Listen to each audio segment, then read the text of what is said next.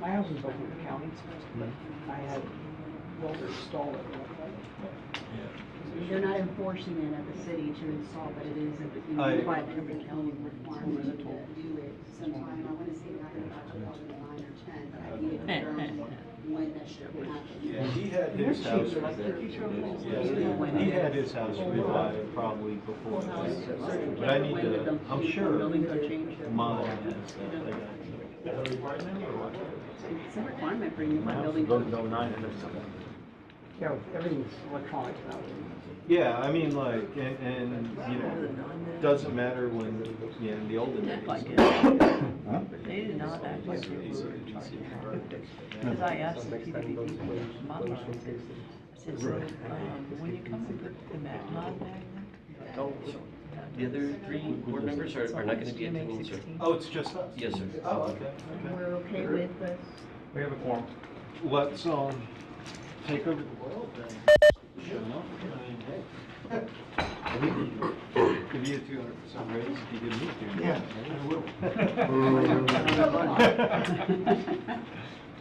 I will. Okay. Well, so we have confirmation of the quorum? Yes. Yes, sir. It's 12 o'clock, and we have a confirmation of the quorum. Okay, well then, I'll meeting open. And first item is the consideration and possible action on approval of the October 7th, 2024 board meeting minutes.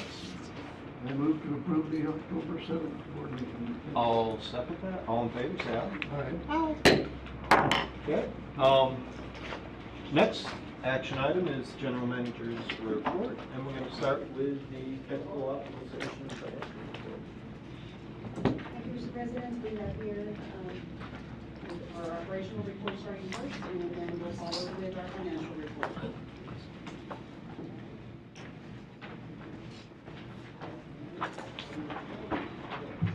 Good afternoon, Mr. President, members of the board. Jose Armando Garza. I'll be presenting the production distribution report for the month ended September 2024, 30th, 2024. This is going to be on tab 2 of your board binder. And I'm going to start on column C. As you can see, this report closes fiscal year 2024.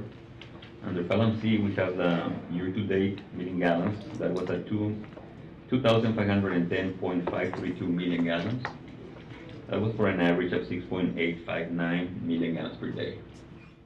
Under column F, we have the share to BPUB, and BPUB received 2,218.086 million gallons per day for an average of 6.060 million gallons per day. For column G, we have the distribution to value month number 2, and that was at 62.896 million gallons for an average of 0.172 million gallons per day.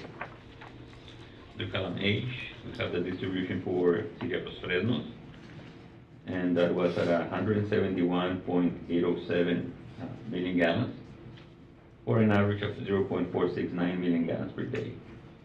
The next column, we have the credit for B&D, and that was 52.722 million gallons for an average of 0.144 million gallons per day.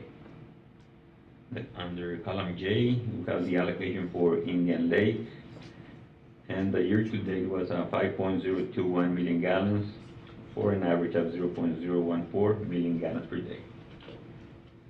Below that, we have the true-up estimates, and Brownsville was under by 114.45 million gallons. Valley Mud was under by 0.12 million gallons, and the City of Los Fresnos was over by 114.58 million gallons per day. Sorry.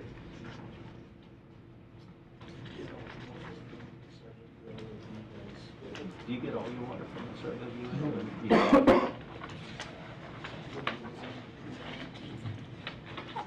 On this page, we have the production and distribution for the month of September 2024. And you see on the third column from your left, for this month, SRWA produced 196.043 million gallons. That was for an average of 6.535 million gallons per day. In the column to the far right, we have the distribution, and that was at 152.461 million gallons, for an average of 6.415 million gallons per day. Below that, we have the chemical consumption. For chemicals, we spent 79,899.72 cents, and then on the electrical, we spent 82,470.19. Any questions? This is with our new negotiated electrical rates, right, Mark? Yes. Okay. It started sometime around early August. Okay, cool. Thanks. On the following page, staff reports events that reduce our plant production. And for September 2024, we had 26 hours down. The first day was on the 2nd. We were down for 2 hours for power loss on the well field. And then on the 15th, we had a leaking valve in the microfiltration that took us 7 hours to repair. On the 8th, we had a power outage at the microfiltration building. We had a blown fuse there by the pole. And on the 9th, we had another power loss at the well field, and the same on the 10th. In total, 26 hours.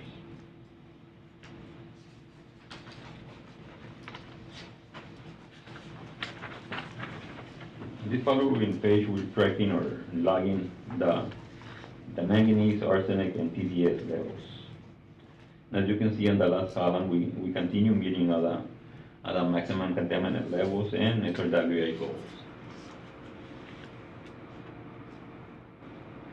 Why are there the non-available? Like, was that just not tested for that time, or that data loss? Yeah, that's when we first started. We were not testing that TDS. We started like on the March. Okay, and I've seen this before, but what? And I've been meaning to ask, and sorry, I probably should have done it earlier. But what do you mean by product? And I may have even asked this. Yeah, the product is the water coming out of the RO system before we add the chemicals to pre-treat it. Yeah.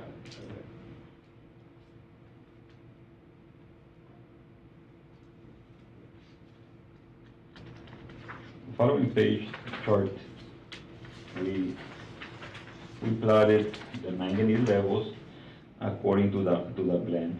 As you can see in the last bar, we had the blend increase, the manganese increased just by a bit, but we're still under the maximum contaminant level. The next one is for arsenic. And we are keeping the chlorine dioxide and ferric at the same level, and the arsenic continues being under the maximum contaminant level.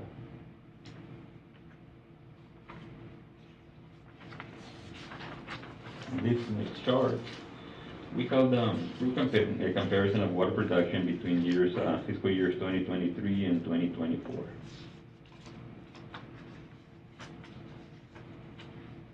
And in this last chart, we have the water plant production from the three surface, water plants for PUB, and you can see in the box, SRWA contributed with 28.72% of Brownsville's water demand.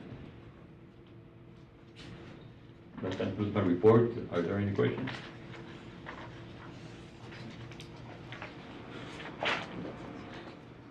Thank you. Thank you. Actually, I got one simple one. Can we also, and this could be separate, like before, but can we also get the pumps that are running when we take these measurements? Yes, I know Jacob worked on that spreadsheet. We're going to include it for next time. Okay. Awesome. Next meeting. Okay, thank you.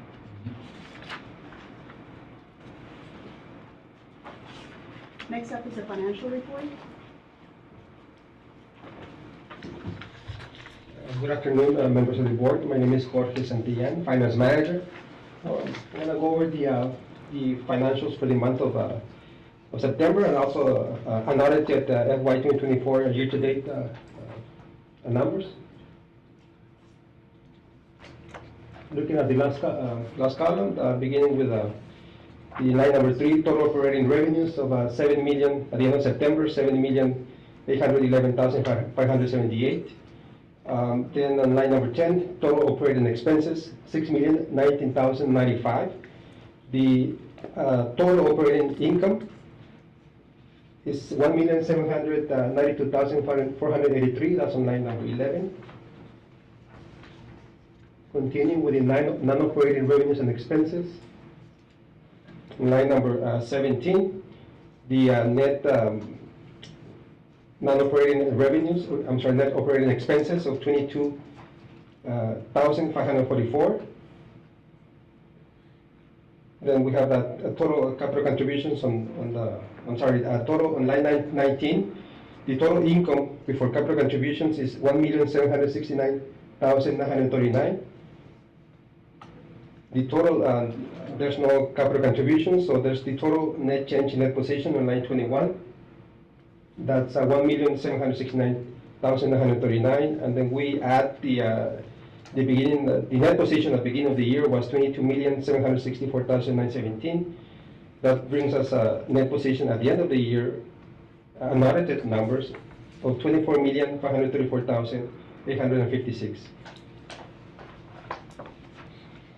And that's the financials for September, and these are the other pages. It's a detail by account showing budget to actuals. And any questions?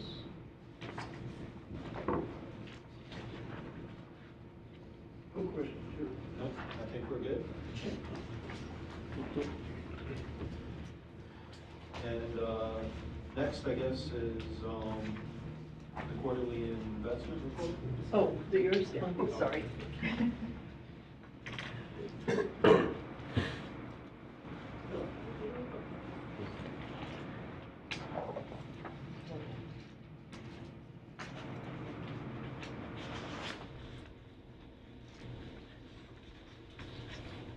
Again, this is Jorge Santillán, Finance Manager. This is the quarterly investment report for the quarter ended September 30, 2024.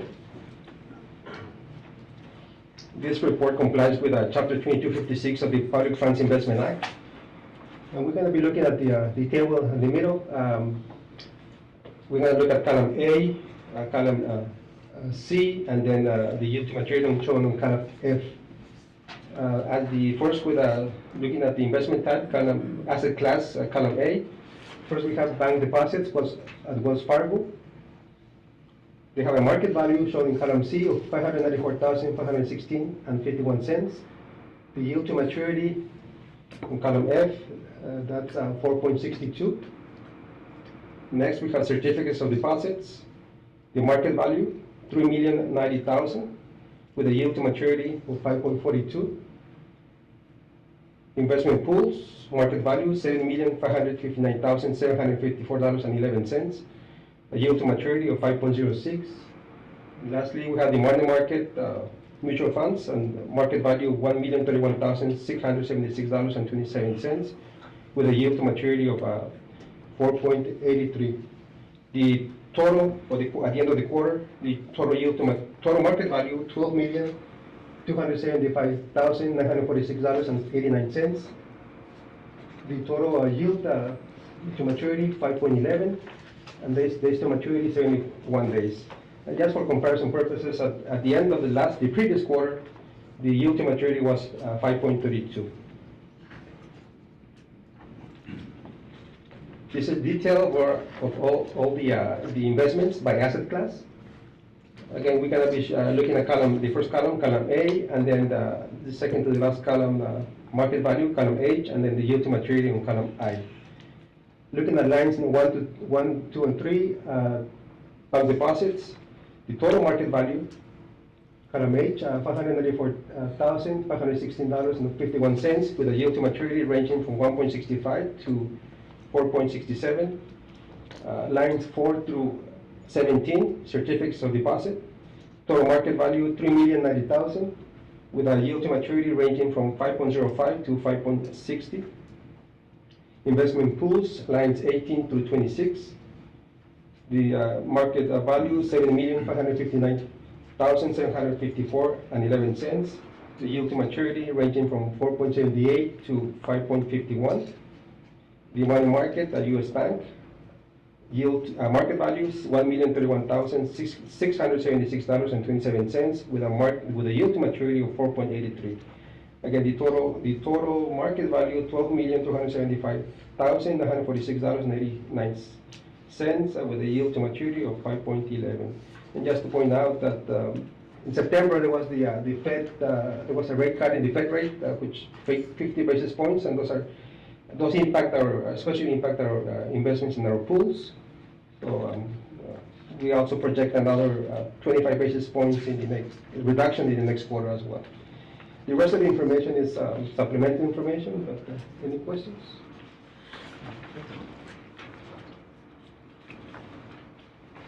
Thank you. Okay, and I believe this is you, Judy, the update on regional groundwater plan. Thank you. My name is Judy Adams. I'm the Division Manager, Water Wastewater Operations, and I'm going to be presenting on the update, an update on regional groundwater planning.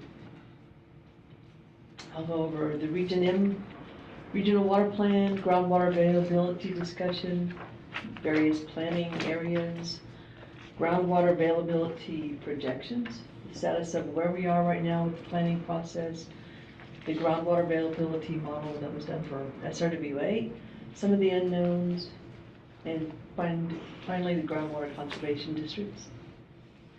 Okay, so Region M, and let me skip ahead. I'm going to go to the map on the left represents the Region M regional water plan. What the Texas Water Development Board did was split up the state into 16 different regions, and they formed different regions based on the source of their water, primary source of their water. And so this is Region M. Brownsville is part, and Valley Mud, and we're all part of the Region M regional water planning group.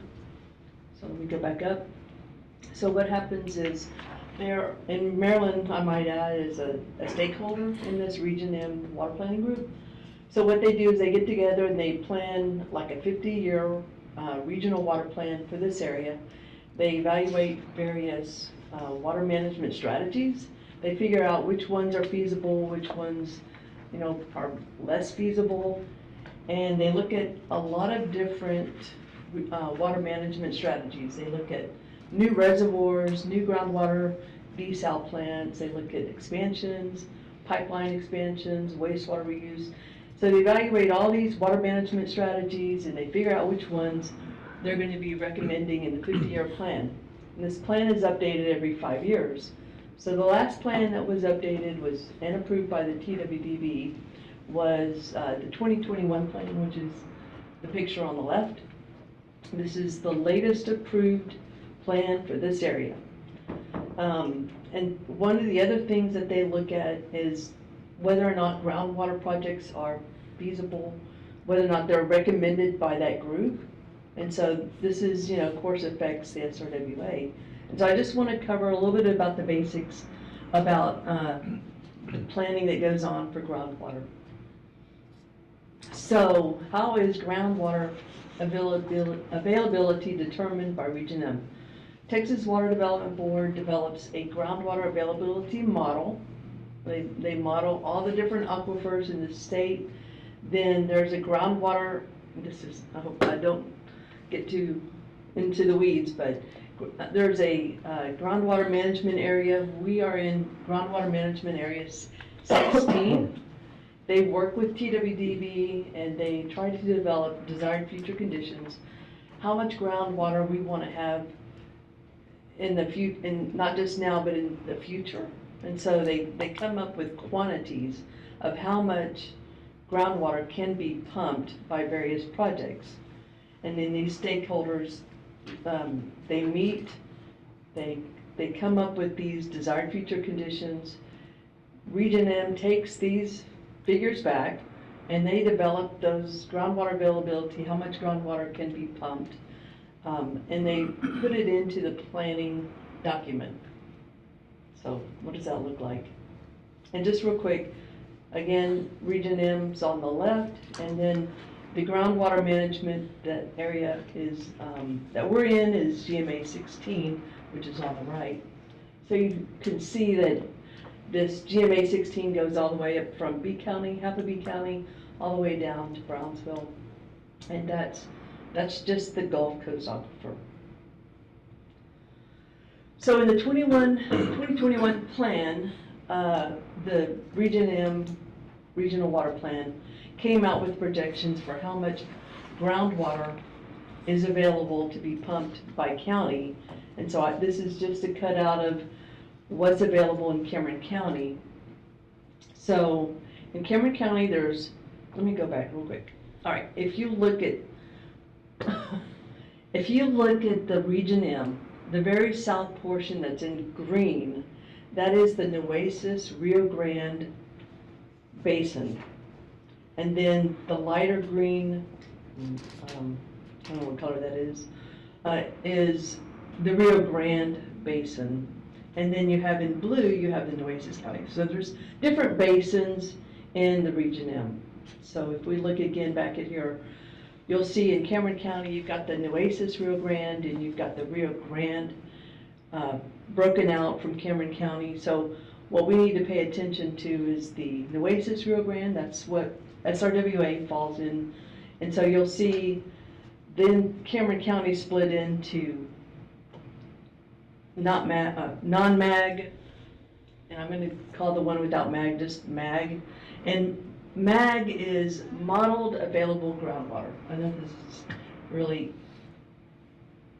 complex, but non-MAG water is water that's outside this yellow shaded area. If you look at the white, where SRWA is, there's like a white portion. That portion was not modeled by TWDB. It was not modeled because anything over 3,500 TDS, they don't include in their model. They think it's too saline, and most people won't want to use it, so it's considered to be non-MAG. So going back to this table, we want to especially be looking at the non-MAG, the third one, which was I've cut out, Cameron County non-MAG portion, which is in the basin of Nueces Rio Grande. And so in 2021, Region M came up with some projections, and these numbers are by decade, and they're in acre feet per year. So if you look at 2020, there's 38,969 that Region M projected that could be pulled out in acre feet per year. And so just as a reminder, 1 acre foot is 325,851 gallons. And how that compares with SRWA, SRWA has a production capacity, maximum design capacity of 10.3 million gallons per day. It would require 13.7 million gallons per day of feed water, water coming from the wells, coming into the plant at a 75% recovery, and that 13.7 million gallons per day is equivalent to 15,346. So right now, SRWA uses, or could use, at maximum capacity, 15,346 acre feet per year, which is substantially less than the 2020 projection, right? So we think we're good, that's all right.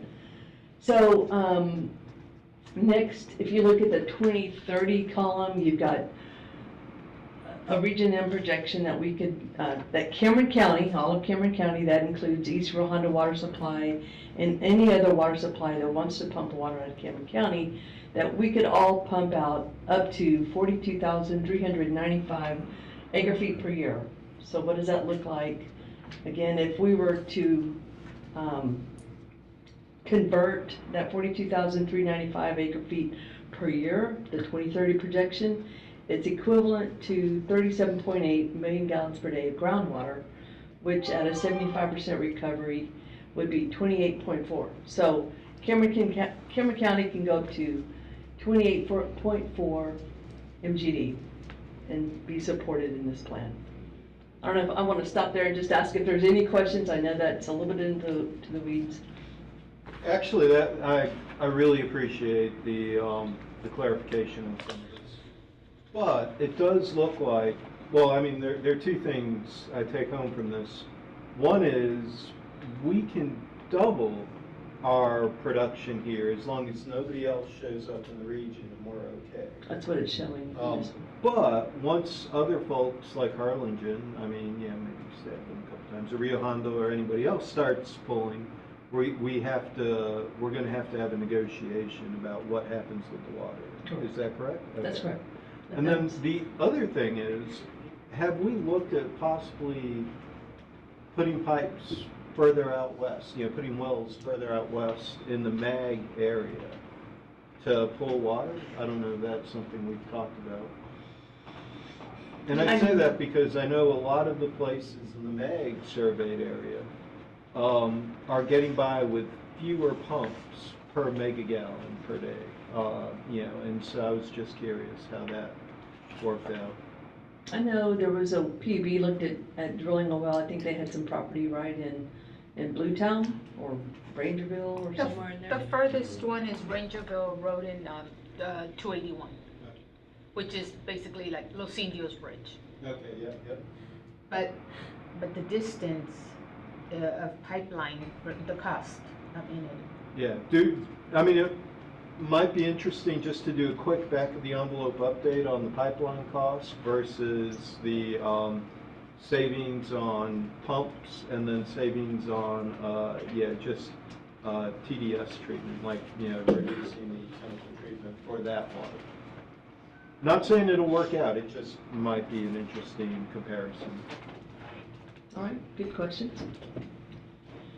Okay, so where are we on this planning process? So TWDB is currently updating the groundwater availability model. There was a meeting held in Robstown, which I went to a couple weeks ago, and basically what they reported was that they're updating that model, that Gulf Coast Aquifer model, for the southern and middle portion of the Gulf Coast Aquifer, and they are submitting it to their management for review and approval. And they're expecting that new model to be approved somewhere between early January 2025, possibly as late as June, depending on the public comments and all. So that is underway. That model probably will not be incorporated into the Region M data. From talking to the consultants with Region M, she indicated that the projections for the 2026 plan were going to stay more or less the same. There was some lowering of some of the counties, but Cameron County was not affected. Yeah.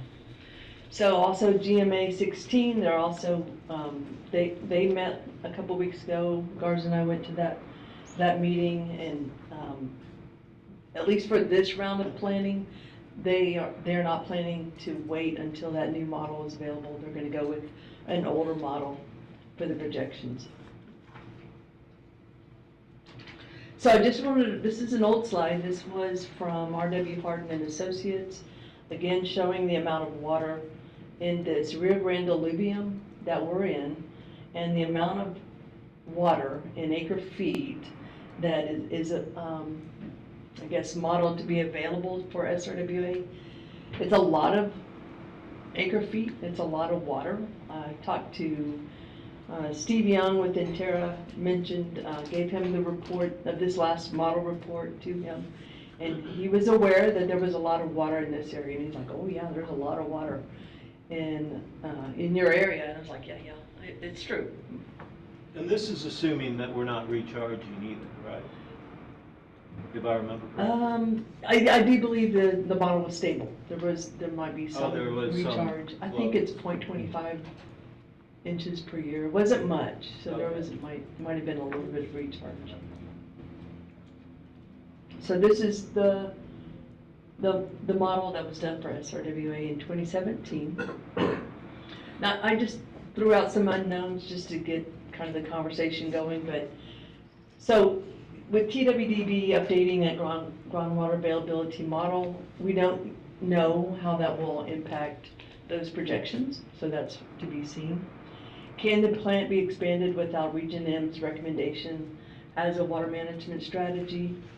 Kind of ties in with what's the impact on funding if an expansion project exceeds the groundwater availability in the Region M plan?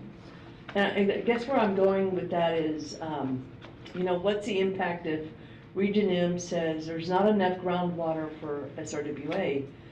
And what that means, well, what does that mean to us? Oh, and my understanding is that if we go to TWDB for funding, certain pockets of money will probably not be provided beyond what's available in the groundwater model, right?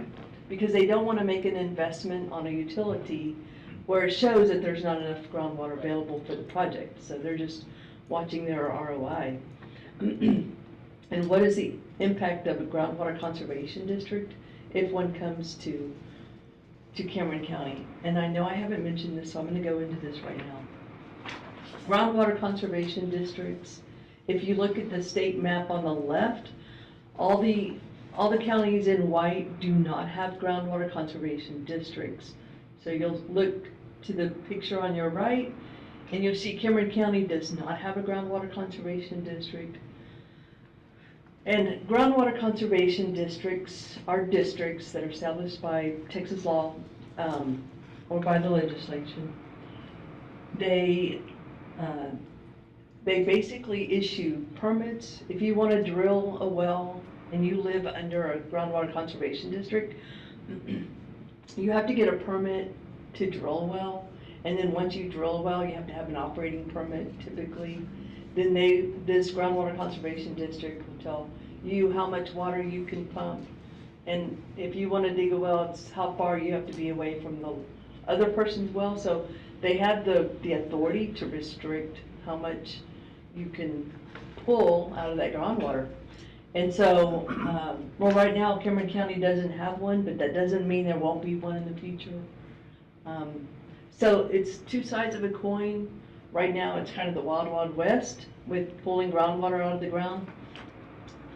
At the same time, one thing that Steve Young with Intera mentioned was that a lot of industries have been calling him, and because industries are wanting to come to access the port, I believe, or to come into Cameron County. But if there's not enough groundwater, they could do their own SRWA, and there's nothing that prevents them from doing that as long as they have the land. So it's two sides of the coin, but anyway, I just wanted to mention that about groundwater conservation districts. With that, I will take questions, or that was detailed. I hope that was helpful, though. You know me, I hate details, so that was great. I don't know if you have any. No? Thank you. Yeah, thank you. Part of the reason we wanted to bring you is sometimes software plans been operations and have been a very long time. There's questions that ask, how do we get to where we're at? What are we doing as far as the region? And with the drought upon us and still here and continuing, and the cycle for all of us, it affects us all. This really becomes a lot more valuable for us because at least we have some water to provide all of our entities that are here. The board's not here right now today, nor the residents to speak on behalf of their respective entities, but we all, I think, have the same amount of forest status from this plant here. Expanding the plant is something where we're heading, and we believe, and we have applied for various different grant opportunities that we've presented in the past for you all, and those are the things that we want. The challenges here is that we may be facing in the future, saying that there's not enough water in our aquifer when we know that there is. We've been in production for as long as we have, and even when the plant was created, that was the criticism that the plant was being created because the water was not there, and it has. Proof is in the productions that you see, the ability that we can do, the optimization plans that we have on here. So I just wanted to understand if there's any other topics we can bring you forward to, and then if we need to make these represented organizations back, we can do that, presentation on behalf of us, or back to UV, to the Los Fresnos, B&D, and that sort of thing. We should probably let the city of Brownsville know that, no matter what we want to do, there is a limit imposed by the state on how much we'll be able to expand. Because there was a request about a year ago to, what would it take to move Brownsville off river water completely? And so, there's some technical issues, there's some finance issues, and then also, there's significant regulatory issues. And so it's worth, bringing that up so everybody knows it. But Renee solved the drought, from what I understand. So now that's a Right good in use, segue Renee. right into the drought situation that we're here. Go ahead. Okay, good afternoon, Mr. President, Board Member. Rene Mariscal, Division Manager for Water Resources, Conservation and Compliance. Quick update on drought. 20.6 as of October 26, 2024. U.S. combined ownership is at 20.6. We remain at stage 2. Previous 3 readings, you'll see that for the most part, it was fairly steady. The reservoirs remained fairly steady, 20.8, 20.7. We're starting to see a little bit of a dip at 20.6. Lowest again back in June, June of 2024, the lowest we hit was 18.7. Amistad this morning is at 26.8% full. Falcon at 13.2% full. National Weather Service, the next outlook from November to January. A lot of the same from last month. Falcon and Amistad remain near historic lows at the end of October. They anticipate warmer and drier than average conditions through the fall. A lot of this is again what you saw last month. Confidence is near certain on total storage remaining at or near record lows through January, and we still don't expect sufficient inflows from the Mexican reservoirs. And more than likely remaining in stage 2 on through, at least for the immediate future. And then lastly, October 25th, last week, a little over a week ago, we began the 5th-year cycle of that 5-year cycle for the 1944 treaty. That's all I have. Any questions? Thank you. Okay, have that one. So moving on, we're going to go on to consideration and possible action to ratify the approval of participation in the Texas Coalition for Affordable Power for the acquisition of electricity in the deregulated Texas energy market. So, as you know, a large part of our area is covered by AEP, which is the competitive area of the Texas electric market. We have 33 accounts that sit within AEP's service territory. Some of those belong to assets of SRWA and community oil well fields. And so these are the accounts that provide power to those wells. Our previous contract expired at the end of July. So we petitioned the Texas Coalition for Affordable Power, which is a coalition of about 160 cities that buy large blocks of power at the county scale. So we joined TCAP, and through that we signed a contract with GAXA, as provider. We received about a 15% discount from our previous rates. We should get another discount in January and go on to a new contract with them. So those changed over the first billing cycle after August 1st.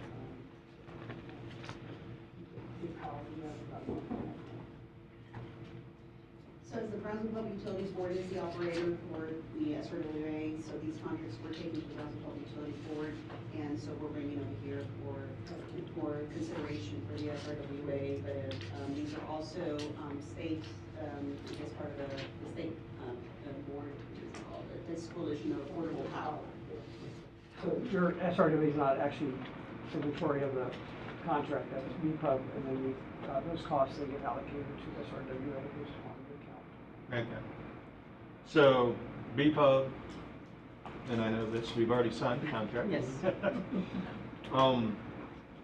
So really here we're just giving a blessing, like there's nothing, really binding. Being transparent with you, but Great, we great. have a change in power provider. So what do you think? hate lower rates, or? Any questions, or? Okay, I think we're ready to hear the action.